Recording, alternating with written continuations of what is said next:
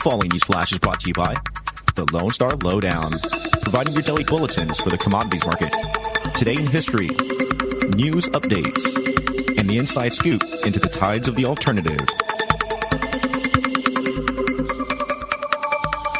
Markets for the 6th of January 2016 opened up with gold at $1,093.40 an ounce, silver $13.99 an ounce, Texas crude $35.97 a barrel, and Bitcoin is currently at 431 U.S. currency. Today in history, Monday, January 6th, 1958, Gibson patents its Flying V guitar, an electric guitar model with a radical futuristic V-body design. In recent news, here at the Lone Star Lowdown, we pride ourselves in bringing you the headlines of the day without the hype and media bias. As a result, we are always having to correct the narrative. So to cut to the chase, we are sorry for reporting some falsehoods yesterday. The Bundy situation in Oregon is not a standoff or occupation. According to the Citizens for Constitutional Freedom press conference, they are simply reclaiming the federal wildlife refuge for the state of Oregon and its citizenry, specifically all the ranchers that have had to give up lands to the BLM. Dwight Heyman and his son, Stephen, are facing terrorism charges and resentencing. The point of the land burns, which eventually spread from their land to federal lands, was for ranching purposes and not agricultural reasons. We are sorry for the incorrect reporting of the other day.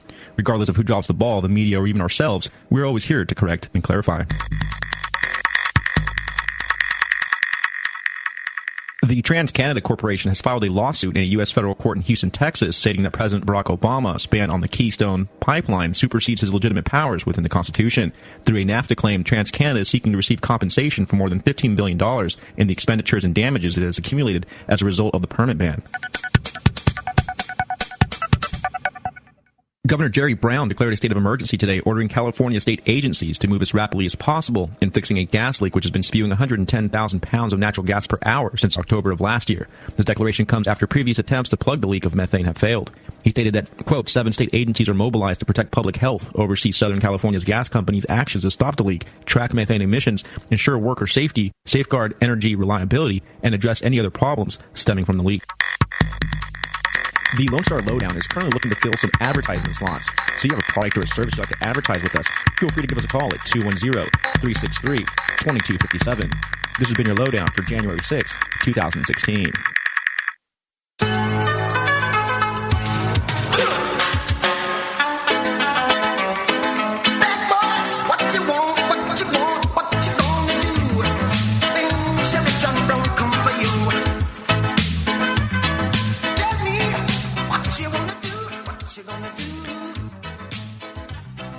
Okay, howdy. This is Randy Kelton, Rule of Law Radio on this January the 8th, 2016, our first Friday night info marathon of the new year.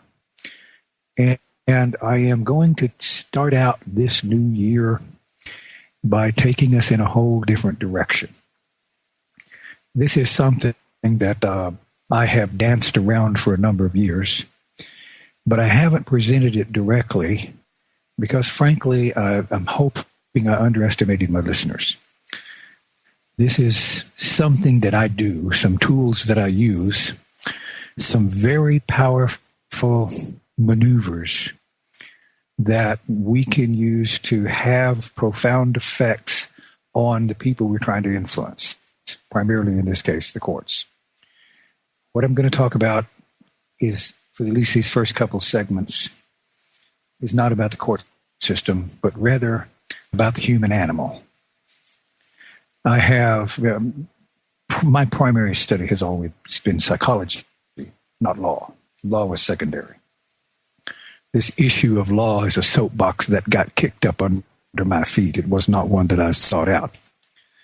My primary research was in normal psychology.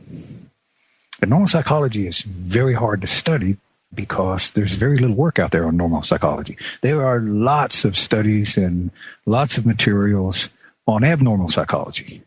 A psychologist can really tell you in great detail how people are screwed up. But when you go to a psychologist and ask him, how does a human being function when he's functioning normally?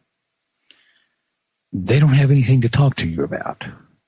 They kind of get lost. So it's been a long struggle. And along the way, it became clear that we have a lot of different psychological technologies. And as I studied them, it appeared as though these weren't really sciences, but were more akin to theologies. Because you got these guys that come along, like Freud. Freud came along and he got this idea about the nature of the living mind, and he spent the rest of his career looking for evidence to support his preconceived notion. And then we had Piaget, Gestalt, Pearls was Gestalt. There's a whole bunch of them. All these guys come along, and everybody had a different story. Now, they're all talking about the living mind.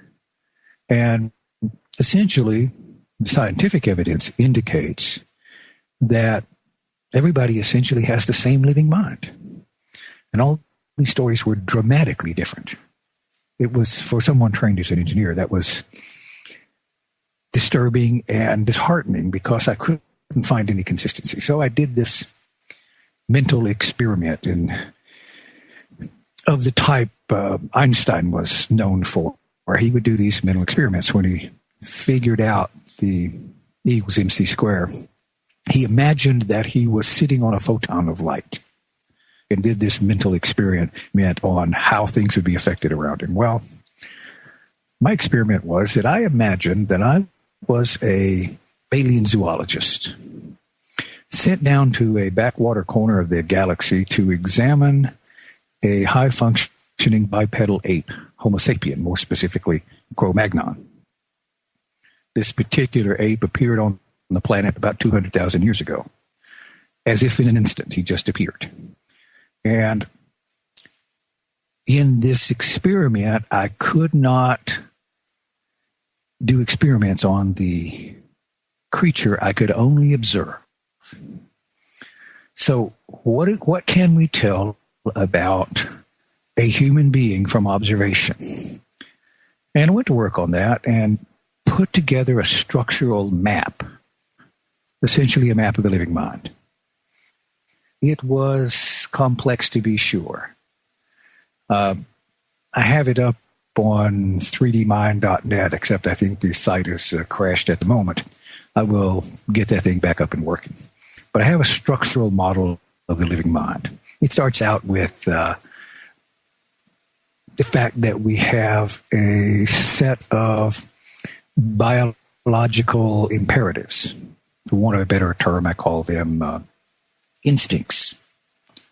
We have the instinct for survival. But unlike tigers, we also have an instinct for herding. We gather together in groups. And the instinct for survival is very often overridden by the instinct to preserve the group. That's why you can get these kids to go to war, to fight for ideas and ideals, because those ideals and ideas are cloaked in the veil of a threat against the tribe, the herd, the group. So I kind of worked up through these basic structures like an engineer would do it. I don't have any theories or grand ideas. All I know is what I can observe. And once the map began to flesh itself out, it pointed to places the popular psychologies did not go. It implied behaviors that I see all the time. It implied and pointed to motivations for behaviors that's not in any of the psychologies.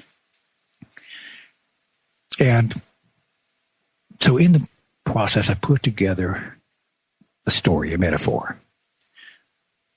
A set of stories to try to make sense of how the human animal works. And this study led to some very profound procedures. Folks, I use these on you all the time. I use a set of tools. Now, almost nothing that I will demonstrate here is new or unique. There's one small piece that appears to be, but I'm not even going to go into which one is unique. But there's a different way of thinking about the way the mind works. And it's not included within any of our cultural metaphors. And I'm going to start out by talking about an ability that human beings have. I'm not going to explain the underlying structure, but individuals have a capacity to act on more than one level of awareness. I have a little difficulty here in that I don't like to use common terms to describe these behaviors, because most of the common psychological terms have all sorts of implications built into them, presuppositions based on some of these theologies I have so much difficulty with. So let me describe the living mind as best I can without invoking old sets of beliefs and structures that may lead us into a more confused state. I am struggling here because I haven't presented this way before. But let me start with the primary aspect of the mind wherein we are aware of the environment around us.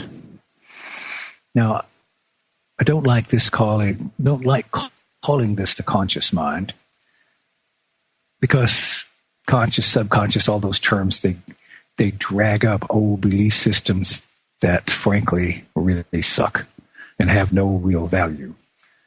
More in terms of focus. We have an aspect of mind that focuses on our sensory modalities. We have a number of instruments with which we monitor the environment. I think about it in terms of a probe we once sent to Mars. Now, we couldn't go to Mars, so we put together this probe and sent it to Mars. And on this probe, we put a set of instruments that could gather information from the Martian environment. Now, for the most part, the instruments were far more sophisticated and sensitive than they needed to be. In fact, they were able to gather more information than we could process. So we designed these instruments to detect certain areas of information. For instance, we had an instrument on there that would detect electromagnetic radiation in the atmosphere, but only in a narrow spectrum.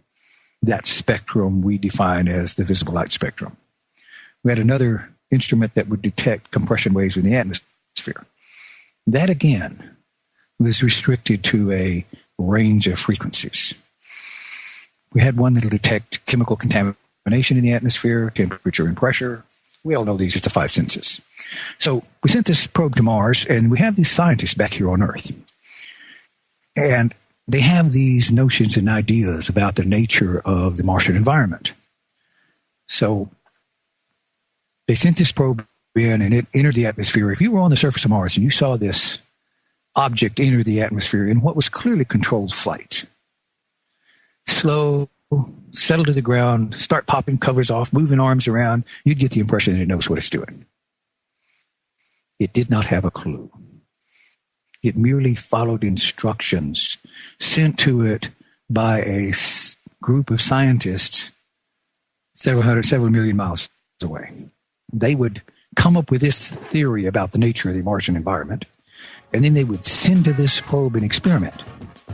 This probe would do the experiment, gather information, send it back to the scientists. If the scientists received the results they expected, they assumed their theory was accurate. If they didn't, they stopped, rearranged, tried another experiment.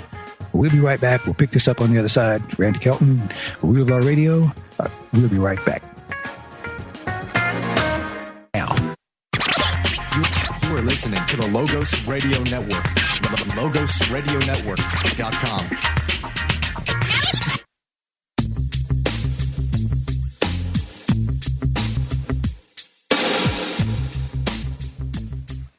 Okay, we are back. Randy Kelton, Real Law Radio, on this, the 8th day of January 2016, and we're talking about a probe we sent to Mars. Now, if you saw this probe on Mars, you would think it was pretty smart, but according to Carl Sagan, the first probe we sent to Mars was about as smart as a grasshopper. What it was able to do is interact directly with the Martian environment, collect information, do some rudimentary processing on the information, and then send the results results back to these scientists on Earth. And the scientists would examine the results they got, compare the results they got with the results their theories predicted they would get. If they got the results they expected, they assumed that their theories and beliefs about the Martian environment were accurate. Then they would develop more sophisticated experiments to send to the probe. In this way, over time, they developed a set of beliefs and theories about the Martian environment. Just like an infant. An infant is born into the world essentially tabula rasa, blank slate. Not exactly blank slate because it has essentially programmed in certain instinctual imperatives, and it carries with it certain abilities. It experiences the world around it, makes determinations based on its experience, and builds an internal mental model of the world around it. As the child grows and develops, the child increases the sophistication of its knowledge base. It makes generalizations about the information that it has, and in this way is able to increase its level of abstraction. At first, it's limited to some extremely basic inputs and outputs. But over time, it learns that while about all it can do is cry and not cry, it learns that if it cries a certain way, it gets fed. If it cries another way, it gets that annoying diaper changed. And then it learns to use its voice in more sophisticated ways to get what it wants. It learns to speak. It learns all of these things we learn within an environment. Human beings learn a massive amount of information, but they interact with the environment with this focus, this aspect that focuses on the external environment. That's pretty much all that the individual is aware of, directly aware of. But underneath that direct awareness is a level of functioning that maintains all that we know. I call it, for want of a better term, our internal librarian. And this conscious, direct aspect that focuses on the external environment inputs data. It excludes a lot of data that, based on its internal programming, tells them is not pertinent to what is important right at the moment, and delivers to this inner aspect that set of information it considers to be relevant. And that internal aspect looks at all this bunch of information and makes a determination of context. When we perceive this set of data, we normally react and respond from a certain abstraction layer, a response set. It's like it opens this internal mental drawer, and it says, in these kinds of situations, we respond with this set of responses, and it delivers those responses up to the conscious aspect or the conscious focus. And I'm stressing focus because you and I and each and all of us experience our environment through the center of our iris. But we can see 170 degrees. But we focus through the center of the iris. Now, it's unreasonable to presume that we would develop, or God would create us with 170 degree field of vision and then restrict our focus to that laser center of the iris. In fact, we do see 170 degrees. We do hear more than what we pay direct attention to. We feel what's going on around us. You're listening to me now, and I presume you're sitting.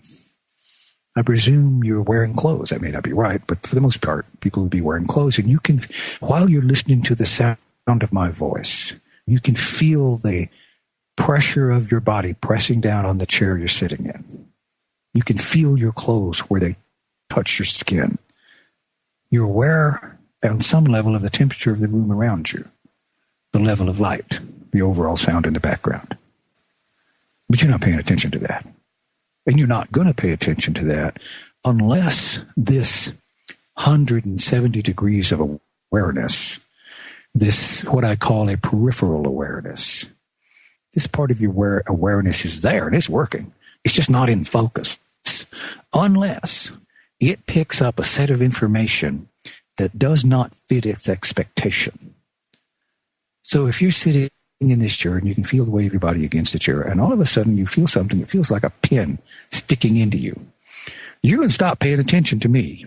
That peripheral awareness is going to grab your focus and pull it over to that interruption of its expectation. It doesn't expect to feel a sharp stab anywhere. And when it feels one, something says, that's not right. And it grabs the focus, moves the focus over to it. And if you're in Texas, you'll probably reach back there and pull out that grass burr, toss it in the trash, and go back to listening. We have these parts, and they constantly interact with one another. And as we age and develop, we are able to develop very sophisticated levels of abstraction. And what I mean by a level of abstraction, we draw from this plethora of knowledge we've stored certain sets of data that tell us how to react and respond in certain situations. And that in scientific terms, they would call that an abstraction layer. More specifically, in what we're doing here, that's a set of deletions, distortions, and generalizations. We delete a lot of information that we don't need to pay attention to. And we make determinations in terms of labeling. We label groups of information. Anger. Anger is not a thing. Anger is a behavior. But for the purpose of developing an effective abstraction layer, we distort the whole concept of anger by calling it, giving it a name. In psychology, that's called a nominalization. When you take a behavior or a set of behaviors and you turn that set of behaviors into a noun, take a process and turn the process into a noun, that's a nominalization. Boy, he sure made me mad. Mad is a nominalization. He didn't make you anything. Mad don't exist. Mad is a distortion that describes a whole set of behaviors that we participate in when we experience this set of input. I'm probably not making any sense, but I assure you I will start stitching all these pieces together in a way that will give you a tool that is so powerful you will not believe it. This is Randy Kelton, Root of Law Radio. I'm going to leave the phone lines off for the moment. I probably want to do 2 more segments of this, and then we'll go to something else. We'll be right back.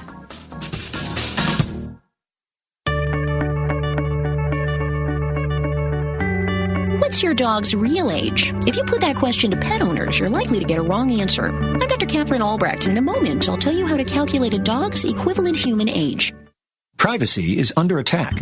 When you give up data about yourself, you'll never get it back again. And once your privacy is gone, you'll find your freedoms will start to vanish too. So protect your rights, say no to surveillance, and keep your information to yourself. Privacy, it's worth hanging on to. This message is brought to you by StartPage.com, the private search engine alternative to Google, Yahoo, and Bing. Start over with StartPage. How old is that doggy in the window? You'll probably get the answer in calendar time, 3 weeks, 6 months, a year. But what does that mean in canine time? Most folks think 1 dog year equals 7 human years, but it's not that simple. The first year of a dog's life actually equals 15 human years. Size and breed matter too. Toy dogs tend to mature faster and then live longer than big dogs. The big guys mature more slowly at first, but then age so fast they can be almost elderly by age 5. Still confused? Do a StartPage search for dogs' ages or ask your vet. I'm Dr. Catherine Albrecht for StartPage.com, the world's most private search engine.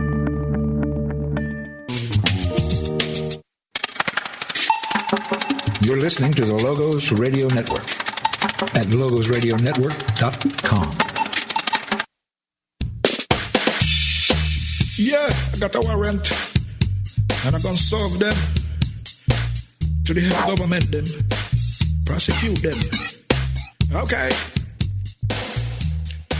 Okay, we are back. Randy Kelton, Rule of Law Radio, and let me start this segment with a disclaimer. Nothing I'm talking about here is true. Well, some of it might possibly be true, but whether it's true or not, it's not relevant. What I'm doing is crafting a therapeutic metaphor, a teaching story.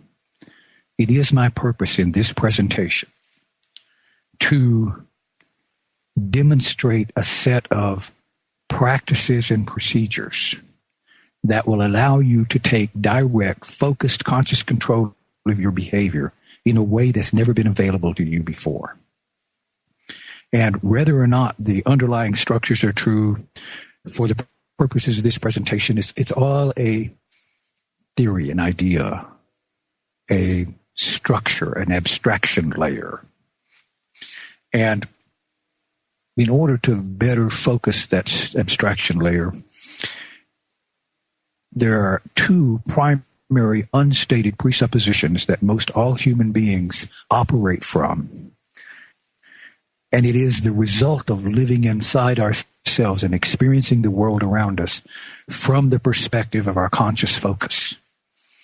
We have these other aspects. I'm going to speak to a couple of them. There are more that are more sophisticated and go to things I'm not going to go to here. But primarily I'm going to talk about conscious focus, peripheral awareness, and this internal librarian, this aspect of mind that monitors and has access to all that you have learned.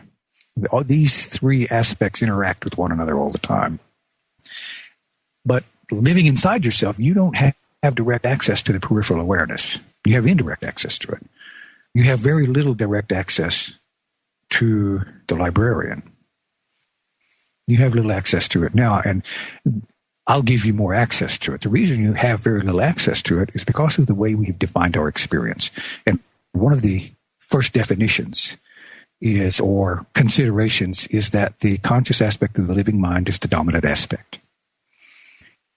Living inside yourself and experiencing your life from that aspect of the living mind gives the impression that it's the dominant aspect.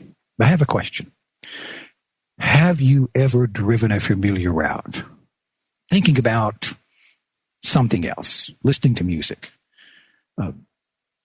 talking to the person next to you, and all of a sudden you're at your destination? If the conscious aspect of the living mind is the dominant aspect, who is driving the car? Human beings are far more sophisticated than is accounted for in the direct conscious aspect of the living mind. There is much more going on around you. But for the most part, you're not aware of what's going on around you because of another unstated presupposition. And that second unstated presupposition is that emotions are nouns. Emotions are not nouns. Emotions are verbs. Emotions are not things that happen to you. Emotions are communications. And once you understand the nature of emotion as communication, everything changes. Then you'll look around at the world you live in and realize up until this point you did not have a clue.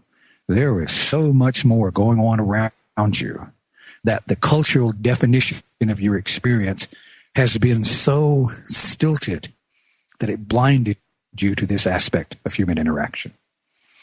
You have this internal librarian that monitors the primary focus and the peripheral focus, and mostly based on what it detects in the peripheral focus, it determines the context of a situation.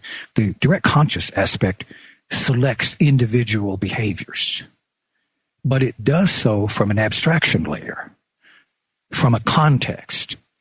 And often, for the most part, that inner librarian, when it selects a context, is confident that the context is accurate. If that aspect is confident that the context it has selected is accurate, you will get no conscious representation of a change in abstraction layer.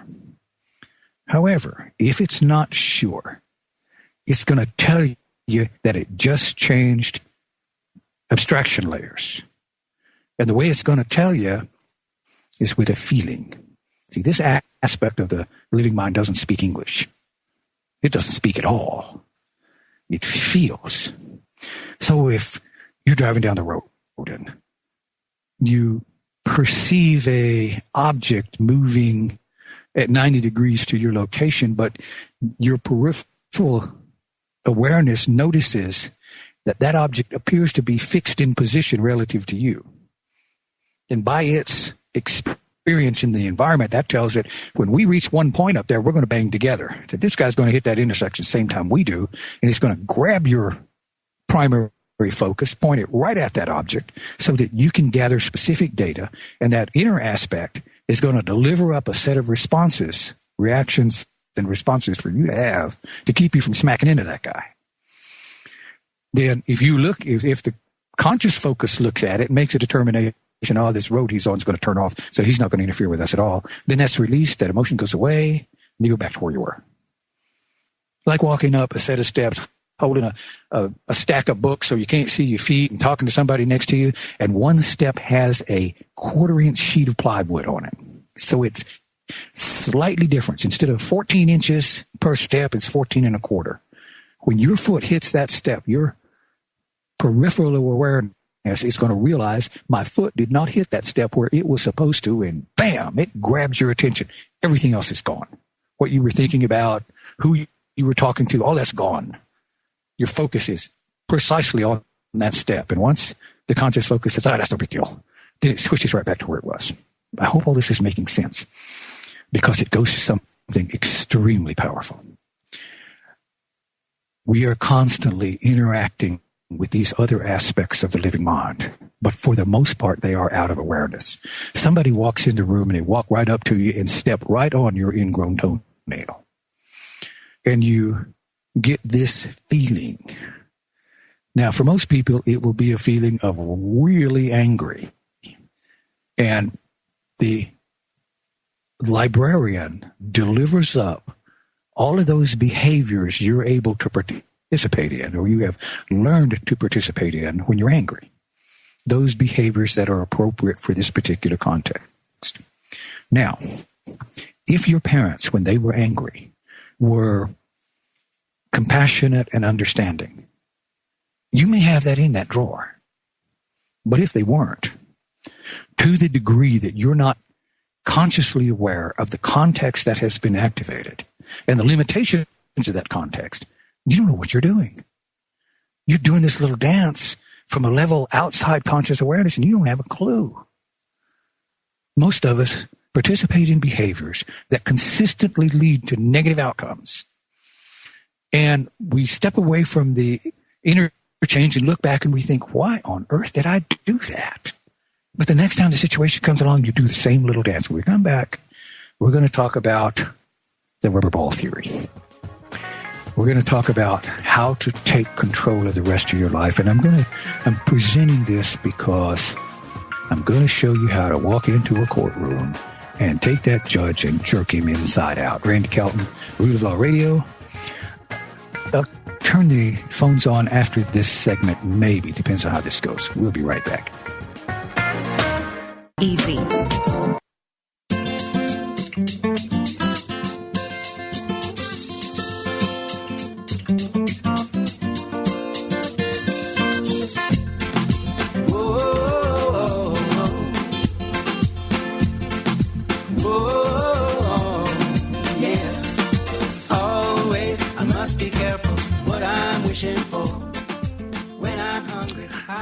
Okay, we are back. Randy Kelton, Root of Law Radio, and another disclaimer.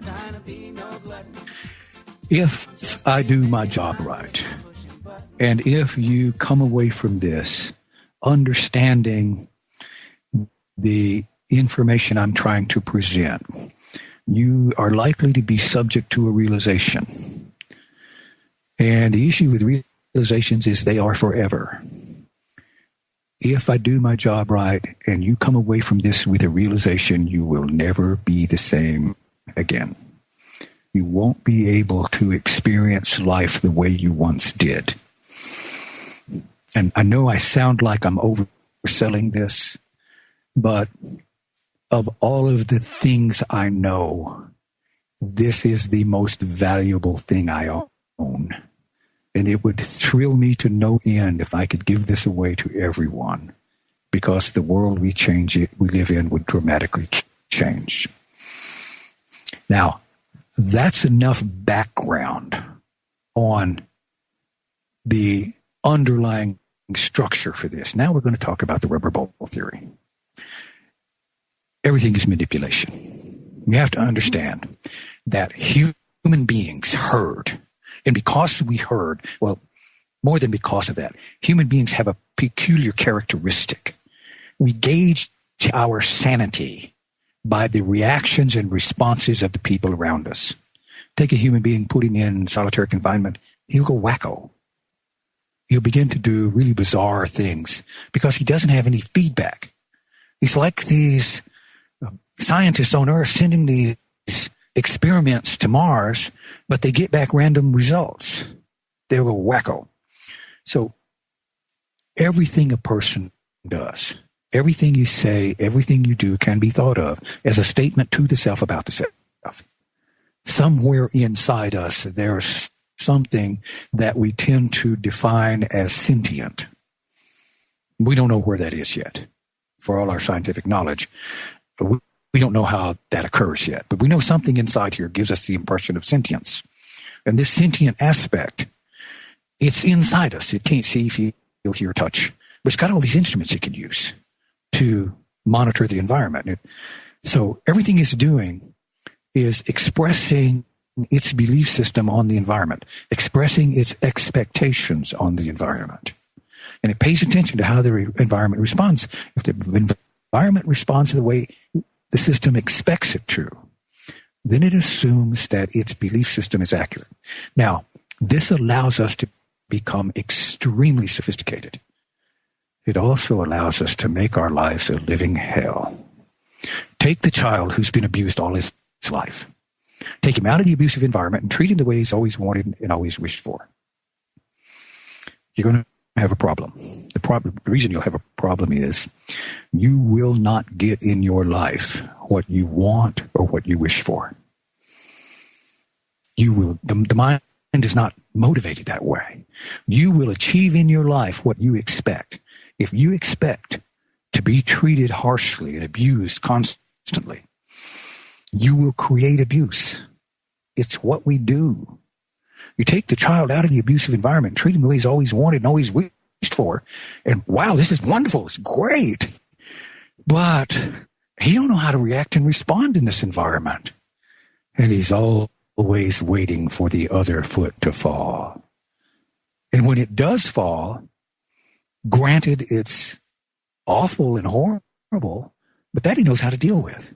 He knows how to react and respond in that environment. There is nothing more psychologically debilitating than pattern interruption, than to have your expectation come false. If you are unable to predict how your environment is going to respond to you, you feel absolutely vulnerable. You feel as though you're unable to protect yourself in the environment because you have no idea what it's going to do. That is an extremely profound experience. Now we're going to talk about how to do that. How to do that to someone else. Everything is manipulation. Everything you do, everything you say, every response someone has to you, everything somebody says to you, everybody's trying to manipulate one another to respond to them in a way that they can anticipate. Sometimes it's good manipulation, sometimes it's bad manipulation, but everything can be thought of as manipulation. And from that perspective, you have to understand that when I was 5 years old, I knew what would make you smile, frown, happy, sad. I pretty well knew the full range of human response within my native culture. Do you really think that somebody can say something or do something and your anal sphincter muscle squeezes tight as concrete, your face turns red, your eyes bug out, and they don't know? Are you kidding me? Of course they know. Okay. Maybe they don't know here in conscious focus. Maybe they don't know at a direct conscious level of awareness, but at some level of awareness, they know exactly what they're doing. And it may well be that they're trying to manipulate from you a set of responses that they're accustomed to, that they know how to deal with. And somebody says something or does something, and you have a response to them. You're being manipulated. Human beings, so far as we know, are the only creatures on the planet that have the capacity to pause and reflect. Stop. Objectively analyze a circumstance or situation. Determine a course of action and then initiate. We can do that. But for the most part, we don't. For the most part, we do whatever we feel like doing. Somebody says something, we get this feeling, we do this little dance for them. If somebody says something or does something, and your response does not come from pause and reflect, but rather it comes from your center chakra, just above the belly button, between the belly button and the diaphragm. There's a place in there that when you're petty tyrant, everybody's got a petty tyrant, somebody who can drive them up the wall, who can walk into the room and just being in the room, they start pushing your buttons. And you want to start doing this little dance. I am going to suggest to you that if somebody says something or does something, and your response is not stop, objectively analyze, determine what to do, and then initiate. If your response does not come from pause and reflect, but just comes out, if you just feel it, that's not yours. That's theirs. And if you respond to that, if you do what you feel like doing, you're like a little spider hanging on a piece of web, and they jiggle the web, and you do this little dance for them. Okay. You may feel like you're reading them the right act and letting them know how the cow ate the cabbage. That is naive. You have to know they know. I could give you 3 rubber balls. One hard as a golf ball, one soft, spongy, one medium. And based on your experience in the environment, you could pretty well predict how hard to throw it up against the walls, each one of them, so it'd come back where you could catch it. Now, within a given range, a little higher, lower, off to one side or the other, but you could pretty well predict how hard to throw that up against the wall so you could catch it. Do you really think that someone else can push one of your buttons and drive you berserk and not know full well what they're doing? And if you respond to them the way you feel like responding, you're being had. You're being manipulated into fulfilling their expectation. Now, there is a power in the world, and that power comes from learning to recognize when a response is not coming from pause and reflect, but rather is an automatic triggered response. When you figure that out, once you get it, and it takes a while to get it, and I talk about people's petty tyrants. We have people who can drive us crazy, and they are a great asset. First off, they're the easiest to change. But second, they're the ones that really stick it to you, so it makes it easier to detect when someone's manipulating you. You can really feel it, so it makes it easier for you to recognize that you're being manipulated. You get around this person and they'll poke your button and you'll do this little dance for them, and halfway through the dance you'll realize they got me again, they sucked me right in, and I'm doing this dance for them and make you nuts.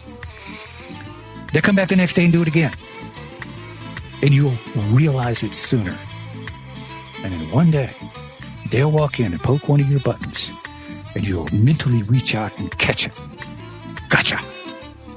The first time you catch someone trying to manipulate you on a level that's outside of their awareness, and you consciously catch them at it, that's the day that changes everything. And we'll talk about what to do about it when we come back. Randy Kelton, Rule of Law Radio. We'll be right back.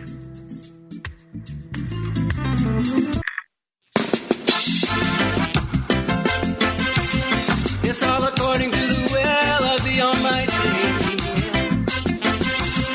I read his book and it says he cares not for the unsightly.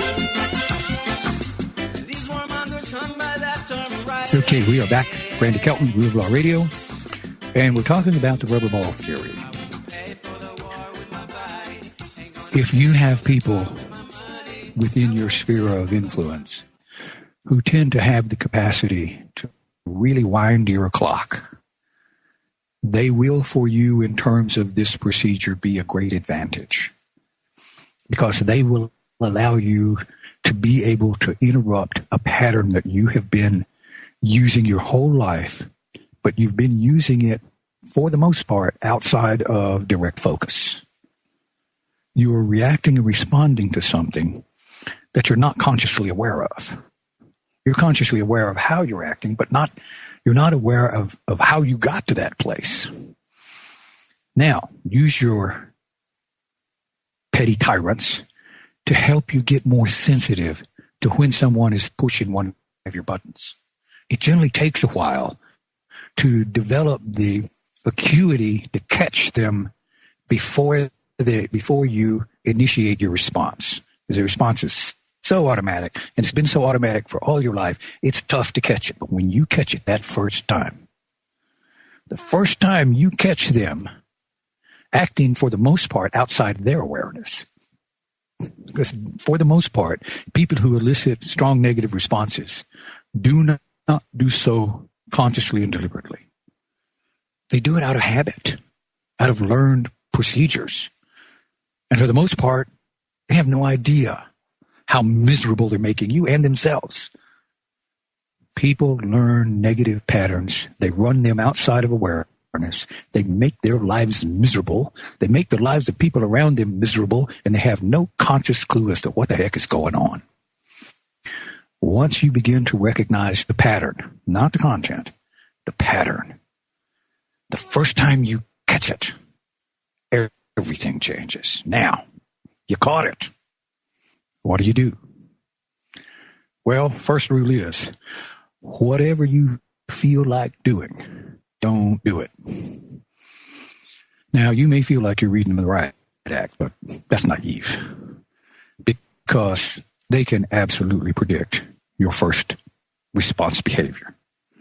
They've been there, done that. They know precisely how to expect you to respond. And the real magic of this procedure is, when you catch your first response and don't do it, immediately something else will come to mind. Don't do that either. All of us have caught ourselves at one time or another where someone's tried to manipulate us, and we decided not to do that dance, and we did something else instead. Well, I could give you 3 rubber balls, 1 hard, 1 medium, 1 soft and squishy. Based on your experience in the environment, you could predict how hard to throw that up against the wall so it'd come back where you catch it. A little high or low, off to one side or another. First response is absolutely predictable. Second response is just as predictable. Don't do the first thing. Don't do the second thing. Instruct your inner mind. There's a way to do this. One thing you cannot do is try to manipulate somebody. The only thing you can do is interrupt. The only thing you can do is give them a response that they don't expect. So you don't do the first thing, don't do the second thing. And then ask your inner mind to find a response that fits the circumstances, that's within the cultural norm. It's just not anything they would expect. You see, I got this little invisible hook. Now, it's just a little one, because if I had a big invisible hook and I catch you running around in one of these self-destructive mental circles, and I reach out and I trip you and I knock you flat on your face, now you might not know what I did, but you're going to know I pulled something on you. So I just got a little one. I don't want to trip you, knock you down. I just want to put a little speed bump in front of you. I just want to tug on the cuff of your pants and make you stumble a little bit. So you look around and say, what happened? What happened? You look back, and everything in your environment tells you this should have worked. They've thrown their mental ball up against this wall, and instead of bouncing back high or low or off to one side or another, it hits the wall and slides to the floor like a limp dish rack. They go over and pick it up. They feel its weight, feel its density. They feel the wall. It's flat, hard, and smooth. Everything in their environment tells them that should have come back to me. Pattern interruption, the most profound psychological experience a human being can have. Well, I guess other than getting shot or something. I mean, there may be something worse, but within normal context, it is the most profound thing you can do to someone. Let me give you an example. Papa's had a hard day at the office. Boss been on his case. He's miserable. He drives home in heavy traffic, cusses out these other maniac drivers. They don't care. They can't hear him. He gets home. He is frustrated. He is exhausted. He is miserable. Mama's had a great day. She fixed this great meal. She meets Papa at the door, gives him a big hug, and he just shrugs her off, plops down at the table, dumps some potatoes on his plate, and says, "Pass the darn gravy."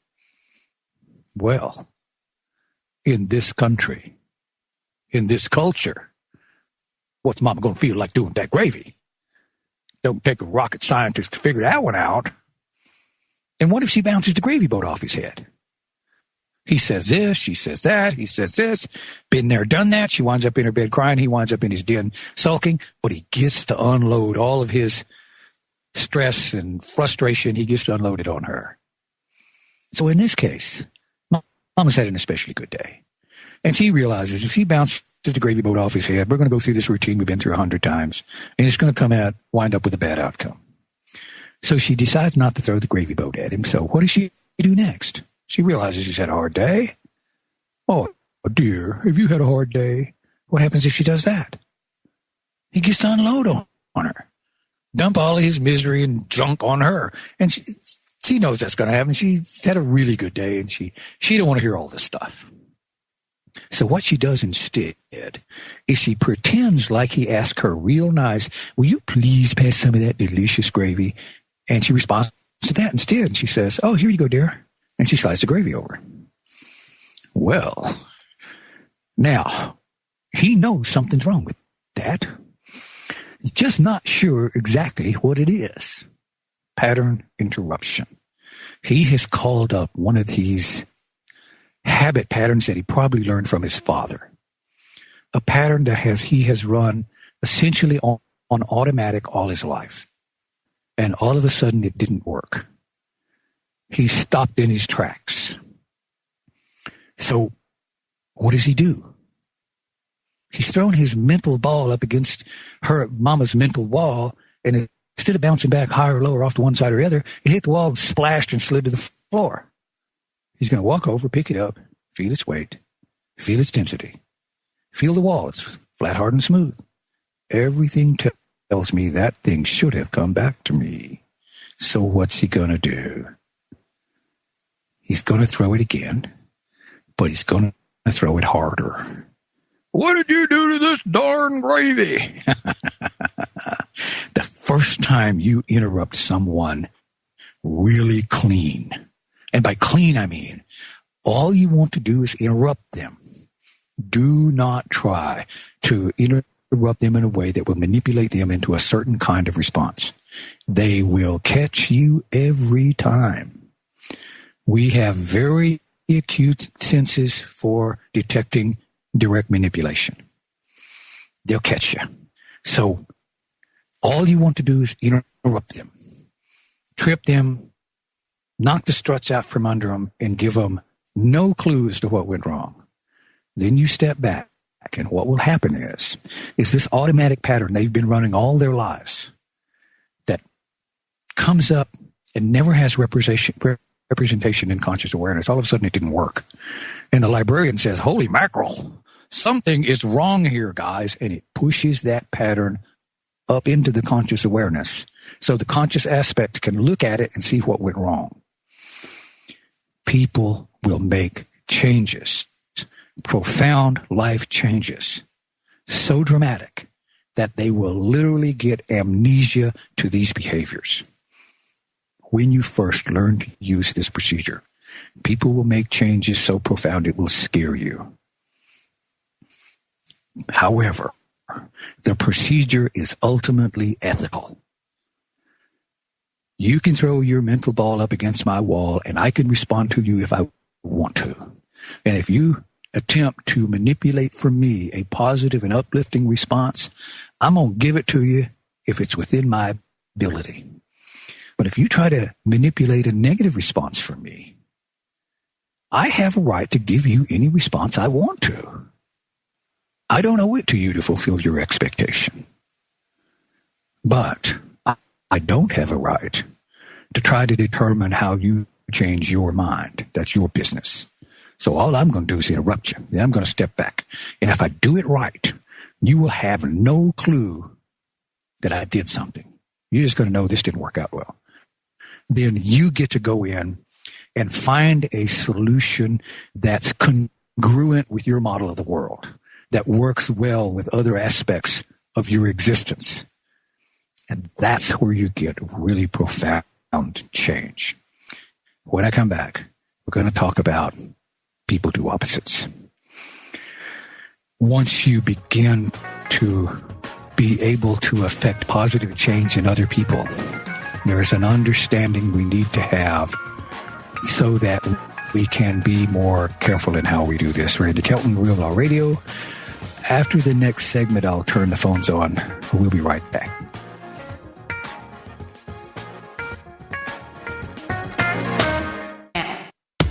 This is the Logos Radio Network.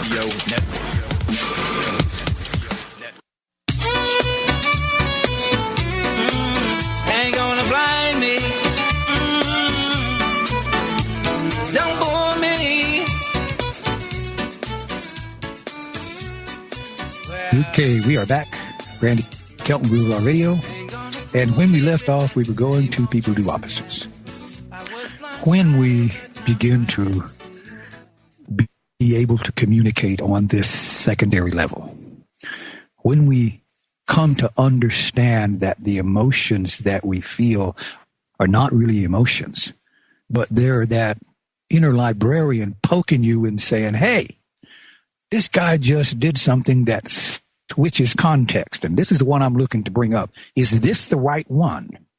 That's why you feel it. That's why it communicates with you. We've all had experiences where something happened and we reacted instantly and without thinking. And when we looked behind us, we thought, how did I do that? You handled something so elegantly that you're surprised at how you did that. In those circumstances, your inner mind has absolutely no doubt that this is the right thing to do. And 90% of everything it pushes to you, the big things, the little things that go on during the day, you don't even feel them at all because it's sure. It doesn't have any question. If it has a question, you're going to feel it. That's when you get this feeling. And the stronger the feeling, the more concerned your inner mind is, the more it wants to talk to you. But our culture has taught us to treat that as a noun. It's not a noun, it's a process. It's a behavior. It's a verb. But we've been taught to treat it as something that happens to us. And that kind of eliminates any control over it. Once we realize it's a verb, once we recognize it as a communication, you will begin to be able to communicate with people on a level that's outside of their awareness. With that comes a personal responsibility. Everybody who listens to this, I'm sure, knows that I'm not particularly religious, but I have high regard for the scriptures. And where the scriptures say, judge not that ye be not judged, even without religion, that is high wisdom indeed. Be careful passing judgment on the people around you. Everybody is afflicted with their own behavioral sets. They have their own monsters to deal with. And if we're able to eliminate some of those monsters, you will see people that you thought were just the most miserable human beings you ever come across make dramatic changes. Now, there is one more aspect to manipulation as communication. Everything can be thought of as a communication to the self about the self. How you stand, how you dress, how you speak, how you present yourself. Everything is a communication. You're saying to the world, this is who I am. And you're watching the world to see if they respond to you in the way you expect. And then you come across these people who do things that really stand out from the cultural norm. And the one I like to use are what I call the Jesus freaks. Now, anybody who knows me knows I have no animosity toward Christians. I had a Baptist preacher once who was pretty upset with me, asked me, Mr. Kelton, just what is your definition of a Christian? I said, Foy Reed. He said, what? I said, you know Foy Reed, goes to your church. He sells vegetables out there in the center of town. Now, don't go ask Foy Reed what a Christian is. He's not going to tell you. Watch Foy Reed. He will show you by his behavior. That's not what I'm talking about. What I'm talking about is the person you see and they got their hands folded in front of them and their posture says, oh, look at me. I'm so pious. I think to myself, what statement is that person's behavior making to me and thereby making to himself? What is he trying to convince everybody of and thereby convince himself of it? Oh, I'm so pious. Okay, what's the opposite? You can almost be certain that in his heart where he lives, he has listened to the church early on and he's been told that he's a sinner. He's basically rotten, vile, and no good. He didn't want to hear that. Jimmy Swaggart, born deep in the Bible Belt, told from day one he is basically rotten, vile, and no good. He believed it because the giants told it to him. But he didn't want to be rotten, vile, and no good. He wanted to be good, kind, and virtuous. So he went around doing all these good, kind, and virtuous things. And everybody said, oh, wow, you're good, kind, and virtuous. Problem. He knew in his heart he was lying to these good people. So he went out and he hired this prostitute. He didn't go to bed with her. Has her take her clothes off and he took photographs of her. Now, I'm sure he wasn't consciously thinking hard evidence, but on some level of awareness, he knew exactly what he was doing. And then he had an investigator that was mad at him for something and never did find out what. But he brought all this out and Jimmy Swaggart suffered all this retribution. And the deacons of the church were saying, oh, the demons got into him. And I said, no. That wasn't demons. You guys aren't listening. He's trying to tell you something and you're not listening to him. I told my wife, he's going to do this again. They're not paying attention. He's trying to tell them what he's got in his heart that's making him crazy. And apparently he finally figured he did that again. He got in trouble again, but he got it figured out. He would have gotten it figured out a lot sooner if the deacons of the church would not have passed judgment on him, but had listened to him with compassion, paid attention, and responded to him appropriately. So listen to the things people do. Watch how they try to communicate with you. And when someone communicates something that stands out from the cultural norm, you ask yourself, what is he trying to convince me of and thereby trying to convince himself of? And that will give you much better insight in how mostly not to respond. It will give you a way to hold more compassion for the person and make it easier for you to give them a really clean, subtle response and then step back out of the way and let them change it. I'm telling you, people will change behaviors they've performed all their lives. They will change it so profoundly they'll get amnesia forever doing it. First time that happens to you, you will be astounded. But it happens to me all the time. Now, enough of that. Now we get to the good part.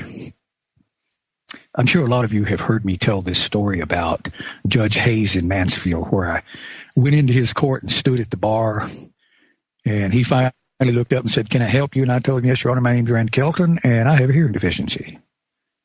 For those of you who have it, I'll go through it really quickly. Well, Mr. Kelton, what's wrong with your hearing? Oh, Judge, I was down in Mexico the other day, and I drank too much of that cheap tequila and lost my hearing aid. Well, I was lying. I had it in my pocket.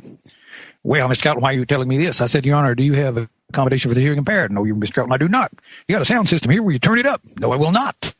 Well, then, will you speak up? And he did. Told the bailiff I didn't sound shut up. He threw me out of the courtroom. Well, it came to my hearing, and I had to challenge subject matter jurisdiction that he denied without reading it. And when I said, "Are you going to deny that without reading?" He said, "Yes, I am." I closed my folder. "We're done here." I stood up, pointed at the bailiff. "You, come with me." And the judge is sitting there thinking, what just happened? I did not see that coming.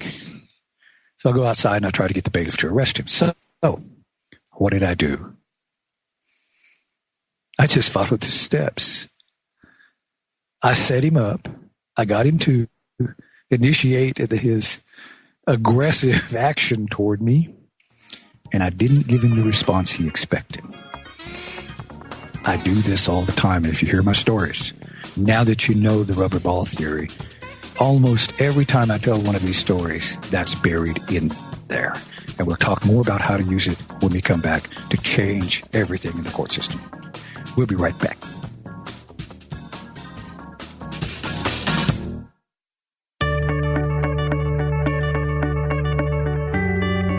Ever walk into a room to get something and then forget why you went there in the first place? Amazingly, that memory lapse may be the doorway's fault. I'm Dr. Catherine Albrecht, back with the crazy details in a moment. Privacy is under attack. When you give up data about yourself, you'll never get it back again. And once your privacy is gone, you'll find your freedoms will start to vanish too. So protect your rights, say no to surveillance, and keep your information to yourself. Privacy, it's worth hanging on to. This message is brought to you by StartPage.com, the private search engine alternative to Google, Yahoo, and Bing. Start over with StartPage. How many times have you stood in the middle of a room with no idea why you went there? It may not be forgetfulness, it could be the door. Scientists say our brains use doorways as event boundaries to separate activities and file them away. College students were asked to move objects around a room, and half of them walked through a doorway. Those who passed through the door had a harder time remembering what they had done, and even returning to where they got the instructions didn't help. If avoiding doorways improves your memory, maybe those wacky open classrooms of the 1970s were onto something. I'm Dr. Catherine Albrecht for StartPage.com, the world's most private search engine. About chemtrails. Looking for some truth? You found it. LogosRadioNetwork.com.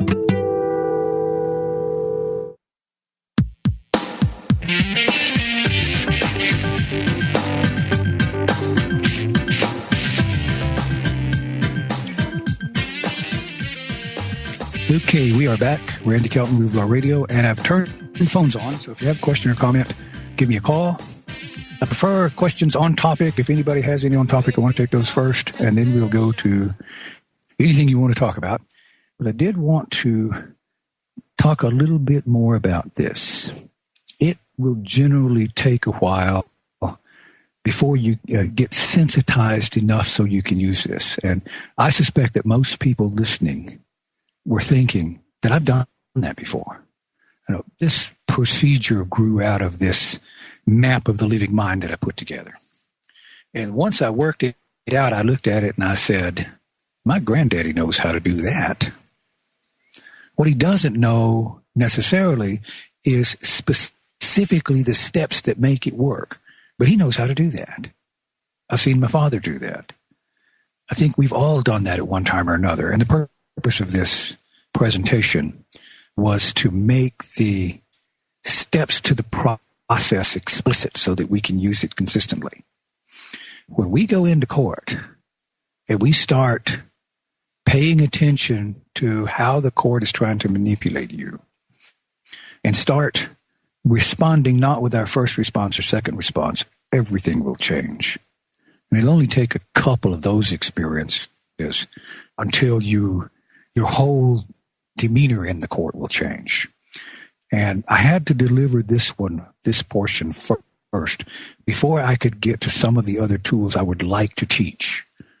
I have a lot of tools that we can use to get these public officials out of their comfort zone. There's a lot of linguistic tools that we can use and behavioral tools. Primarily linguistic because in the legal system, it is a specific abstraction layer. And in this abstraction layer, they, for the most part, don't speak English. They speak a subset of English called legalese. And once we come up to speed on some of these linguistic tools, you can tear them to pieces. Things like, one of my favorites are loss performative.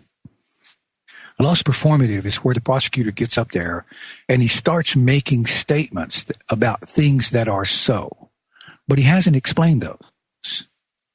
Then you can object to a distortion deletion through a loss performative. And the judge is going to be standing there having no idea what you're talking about.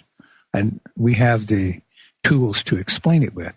The prosecutor is going to have a terrible time presenting his case if you start taking apart the syntax of his language, there is another specific tool called the meta model that I would very much like to teach. And it's a little too complex and specific to teach on the air.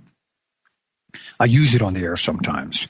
It is a method for extracting information without including any content. Sometimes I get people call in that terrify me. People that are in horrible situations. The sky is falling in on them. And I'm terrified about what to tell them because it's much too serious. I had someone call in and I was afraid they were going to commit suicide. I was terrified. So when I get those, I pull out the meta model. And in the meta model, you pay attention to predicates people use. The descriptive terms and phrases that describe actions or nouns. Like, he made me angry. Well, anger is a nominalization. Anger is not a something. It's a behavior. But he made me angry. Made you. How did he make you angry? This doesn't enter content. I address the descriptive terms and ask him to supply deletions. There was a deletion distortion in the statement in that he made me angry, but he didn't tell me how he made me angry. So I asked him to go back and fill in those blanks. And people in stressful situations, they tend not to make good connection to all the details. And if someone is really stressing out, the best thing you can do is not tell him, oh calm down, that'll make him want to choke you. Or it's okay, everything's going to be all right. No, that don't help either. Help them to go inside and examine the whole situation more closely. And you do that with the meta model by taking the words that they use and feeding those words exactly back to them. Don't paraphrase. Paraphrase makes people crazy. But feed their words back to them and ask them to fill in deletions and distortions. And for the most part, people calm themselves down in just minutes. It is an extremely powerful tool. But if you use it in court on the prosecutor or on a witness, it makes them nuts. It completely puts them off their game and they lose their stride. Anyone who's interested in going more deeply into these linguistic patterns and studying how we can really begin to take these guys on, if you will email me, if I get enough responses, I'll put together a teleconference where we can, maybe Wednesday or something, do a teleconference and go over these structures. Okay, that's my story and I'm sticking to it. We got a couple callers on, so I'm going to go to Andrew in Pennsylvania. Hello, Andrew. Hello again, Randy. This is sort of an addendum to what we talked about at the end of your show yesterday. First of all, something that Eddie Craig told me about back in October. Well, that'll be the second thing I'll tell you. The first thing I want to tell you, though, tried calling a couple of lawyers in Arizona today, like you suggested. The first lawyer was nice enough to tell me, well, I charge you too much for your situation, so here's a cheaper lawyer. But that cheaper lawyer actually told me, well, I tried to explain to him Eddie Craig's method of objecting to the commercial term. He actually told me, don't even bother doing that. I know how the scam works. I know what the transportation codes say, but he's very assertive that the judge would never rule in my favor. And I asked him, do you think maybe you and the rest of the lawyers who are not doing it or maybe not doing it right? And he said, well, no, it's not that. We know how the scam works, but we could take your case all the way up to the Supreme Court and the Supreme Court won't hear it. That's basically the last thing he told me. So, I mean, I guess, okay, well, before we continue with that, I also want to ask you about something that Eddie Craig told me when I told him about my issue of being arrested in Arizona for trying that script. He told me about this thing known as diversity jurisdiction. He said by simple logical thinking, first of all, the several states cannot engage in compact or contracts with each other without approval from Congress. The caveat, though, is that Congress's authority to regulate activity within the several states comes only from the Commerce Clause. And because I clearly disavowed to the officer that pulled me over that I was in commerce, that means, according to Eddie Craig anyway, that I may have what is known as a diversity jurisdiction issue where I can take this to federal court. No, you don't have a diversity jurisdiction issue. The penal laws of the state are strictly within the venue of the state. The feds cannot get jurisdiction over the penal law. Now, you can file an action against them, a civil action, and if you claim over $75,000, then you can move that into the Fed. But you can't move a criminal in the Fed because you can't file an adversarial pleading in a criminal case. you can't get to the Fed. You can claim a due process violation, but that's a separate issue, separate from, well, maybe not. You can claim a right to dismissal for breach of due process. You may be able to get to the Fed through due process. I've never tried to get a traffic case removed to the Fed, so I don't have specific law or knowledge on whether I can get it there. So if you claim as an affirmative defense a violation of due process, federal due process, now you've invoked the federal law. Hang on, we'll pick this up on the other side. Randy Kelton, Wheel of Law Radio. We'll be right back. Easy. Well, you know, karma is lurking around the corner. You better watch every step you take. And good and good will follow you. Yeah, baby Jerry, sing reality. Okay, we are back. Randy Kelton, Wheel of Law Radio, and we're talking to Andrew in Pennsylvania. Okay, Andrew, that's something to research. You have a due process violation gives you a right to dismissal. And if you claim a federal due process violation, then move it to the Fed and move it to Pennsylvania. Yeah, well, that's basically what we did the first time around, all the way back in October when you told me about those converting your document on jurisprudence.com, the habeas document, into a removal of traffic case, motion to dismiss for due process violation, and federal lawsuit. And I think that did actually succeed. Well, they did mail them back on bail. Okay, here's the problem. Okay. You had 30 days to remove. Okay.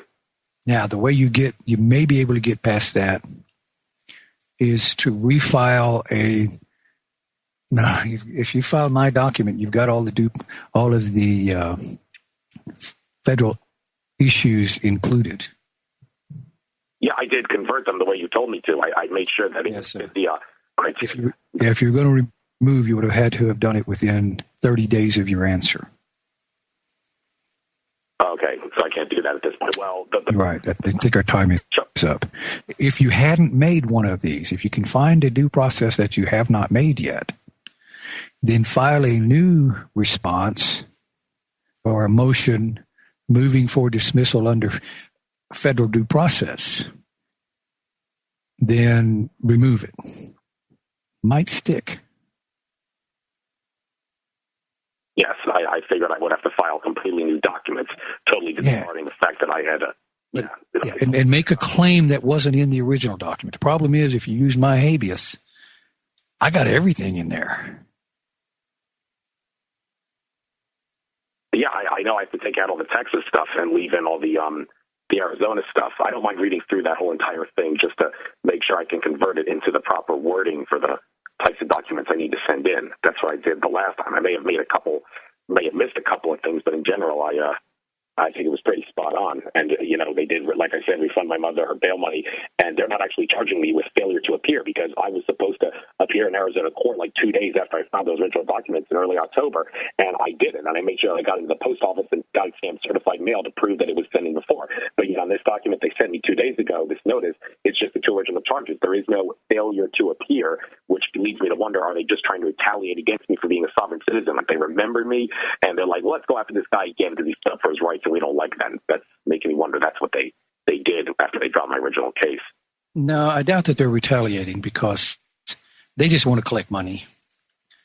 And probably most likely someone in the court just processed your case along with everybody else's case the way they always do them. They do way too many tickets to single somebody out, even if they file motions they don't like. So I doubt that they've singled you out for special treatment. But it is frustrating that you can't get, that we're too late to get to the Fed. All right. Yes, I realize that. But getting back to the whole issue with the, if you have something else to say, tell me, but I want to talk about the whole thing about with the lawyers in Arizona. I've only called two lawyers. The one who said, I charge you too much, call another lawyer. And the other lawyer who said, well, it doesn't really matter which lawyer you speak to because we all know what's going on with how the statutes are actually written. But he was pretty assertive that it doesn't matter if you object to the commercial nexus, as Eddie Craig often talks about doing. Yeah. Says they're And he was, I agreed with everything he said. He was talking about this is how it works in the real world you and I live in. Now, that might wind up getting changed, but I don't think you're going to get it changed from Pennsylvania. It'll run you out of money. But what you might do is ask the lawyer to go in and see if they'll make you a deal. Drop that thing to a non-moving violation and pay a small fine and make this thing go away. Otherwise, they're going to escalate it. Yes, they would. Because they don't cost them anything to escalate it. And they know you're out of state, so you're at an extreme disadvantage. My advice, make a deal. Make this thing go away. Yeah. If you want to have this fight, start that fight at home. Where you can effectively fight it. And in Pennsylvania, you got a good Supreme. And you have a direct path to the Supreme. You file criminal charges in Pennsylvania, the prosecuting attorney has first blush prosecutorial discretion as a matter of statute. However, unlike every other state, you have standing. If the prosecutor refuses to prosecute, you can appeal to the Court of Common Pleas. And if they refuse to prosecute, you can appeal all the way up to the Supreme. So you can walk that ticket right straight to the Supreme. And I had a guy in Harrisburg that took a traffic issue to the Supreme, and his certiorari to the Supreme was a mess. But I read the 35-page document he got back from the Supreme, and I was absolutely amazed at the detail they went to explain to him how to make his case. You've got a good Supreme. They pay attention in Pennsylvania. So you've got a good chance of getting a good hearing on this in PA, but not in Arizona. Yeah, you did talk to me about this whole thing about Pennsylvania, about the prosecutorial discretion thing. Do you by any chance know which statutes in Pennsylvania law expose this whole thing? So maybe I can look into it myself. Do you know the number? No, but if you look in the Criminal Procedure Code on prosecution, it's right there in the front. It's only one little chapter. It's really easy to find. Okay. Just do Pennsylvania prosecutorial discretion. You get a hit right on it. All right, I'll do that. That's what God made Google for. I use Startpage, not Google, because Startpage is not NSA spied on. So, yeah. Yeah. Okay. Well, good luck, Andrew, and thank you very much. Get the best deal you can. They may make you a better deal because you got all that stuff in there and they don't want to have to deal with it. So call another lawyer and say, look, you just make me a deal, get this thing to go away. All right. You might call that lawyer you talk to, because I think I'd like that guy because he told you straight. Including about the Supreme, they would not hear it. He was exactly right. The only way to fight this is you'd have to file a civil suit against him. And that way you can really put them through the ringer, but you couldn't do that from Pennsylvania. Okay, do you have anything else for us, Andrew? No, thanks, Randy. Okay, thank you. Okay, now we're going to go to TR in Oregon. Truth Raider. Well, I knew that wasn't actually your name, so I was betting on that would get me a name, but it didn't. What do you have for us today? Happy New Year, buddy. It's been a long time since I talked with you. I talked to you, I think, back in May and June. Yeah, I remember this. I remember the name. That's hard to miss. Yeah, I was in tatters at the time. I was being evicted from my place without any reason, without any cause. And I tried my best with what I could do, tried to negotiate, tried to get to the landlord, could not reach a landlord. They no way I could find who they were. It's company owned and ran. What turned out was I just went ahead, and this so happened to be a somewhat famous writer and researcher that I'm friends with that's local here. It's nationally known. Had a rental house that he was renting from a friend of his that happens to be a 9/11 truther person. And he rented the house here from him for a few years. And he said, well, times are tough for me, so you want to take over the house? I'm going to have to move anyway because I can't afford to pay the rent. I'm behind on the rent. I said, sure. I mean, I absolutely can need it. So I just went ahead and moved. decided not to bother. So I'm in a house now. I don't have to deal with apartments anymore. I never want to deal with them ever again. So it's nice and quiet where I'm at. Yeah. Much nicer. A little quiet community over where I live at. It's just neighborhood homes. There's no apartment places. There's a grocery store, a stone's throw away, just a block away from me from the grocery store and a shopping plaza. I get all my needs right here. I don't have to go far anywhere. So I don't even have to travel anywhere. Maybe no more than 2 or 3 times a week I have to go any place either. So it worked out well. This is the twist. I want to give you an update on this. The governor of Oregon or something was contacted by a lot of people that made a lot of complaints about these apartment complexes raising the rents. But what they do is they no-cause people. They get people to move and then turn around, rent to other people, and charge much higher rent to them without any reason. So I think I got caught up in that loop, too, as well. I think I got caught in the whirlwind of that particular maneuver that they did. Part of the problem with that is this is a capitalist society. They own the property. They can do that. Right. Okay, hang on. About to go to break. Randy Kelton, Rules Law Radio. Our call-in number, 512-646-1984. Mark, I see you there. We will get to you when we get back. So give us a call. We'll be taking your calls all night. We'll be right back.